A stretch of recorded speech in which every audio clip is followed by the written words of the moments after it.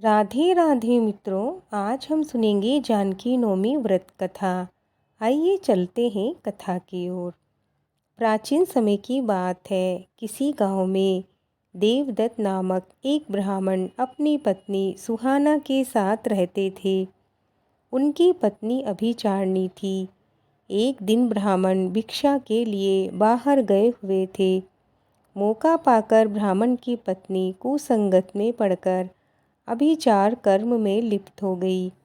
उसके अभिचार कर्म के कारण उस गांव में आग लग गई और उस अभिचारिणी ब्राह्मणी का अंत हो गया। अपने पाप कर्म के कारण उस ब्राह्मणी का जन्म चांडाल के घर में हुआ। वह अंधी होने के साथ साथ कुष्ठ रोग से ग्रसित थी। इस तरह से वह अपने पूर्व जन्म के कर्मों का फल भुगत रही थी।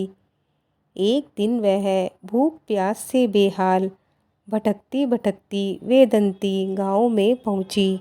उस दिन बैसाख मास की पुण्यदायिनी शुक्ला नवमी थी। वह सुधा में व्याकुल लोगों से गुहार लगाने लगी, कृपा करके मुझे कुछ अन्न दे दो। कहते कहते वे चांडलानी श्री स्वर्ण भवन के 1000 पुष्प मंडित स्तंभों के पास पहुंच गई और गुहार लगाई, मुझे कुछ खाने को दे दो।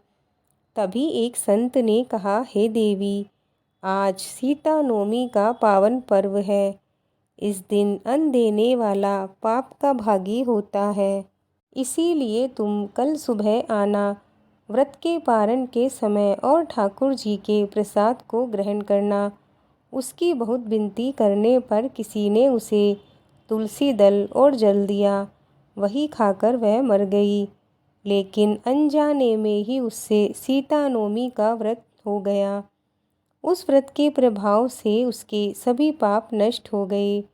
अगले जन्म में वह काम रूप के महाराज की पत्नी काम कला के नाम से प्रसिद्ध हुई। उन्होंने कई मंदिरों का निर्माण कराया और सारा जीवन धर्म के कार्यों में लगी रही। इसी प्रकार से जो मनुष्य सीता नवमी पर विधि विधान से व्रत तथा पूजन करते हैं, वह सभी प्रकार के सुख तथा सौभाग्य को प्राप्त करते हैं। आइए अब हम सुनेंगे गणेश जी की कहानी। गणेश जी की कहानी सुने बिना हमें किसी भी कथा को सुनने का पूरा फल नहीं मिलता। पूरा फल प्राप्त करने के लिए आइए सुनते हैं गणेश जी की कहानी।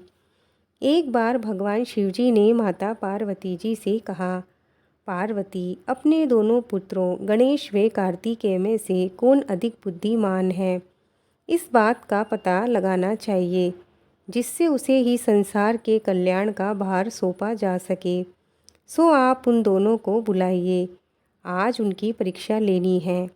माता पार्वती जी ने दोनों पुत्रों को बुलाया तो शिव जी ने कहा कि आप दोनों में से अधिक बुद्धिमान कौन है। तब गणेश जी ने कहा, मैं अधिक बुद्धिमान हूँ। कार्तिकेय जी बोले, नहीं, मैं बड़ा हूँ।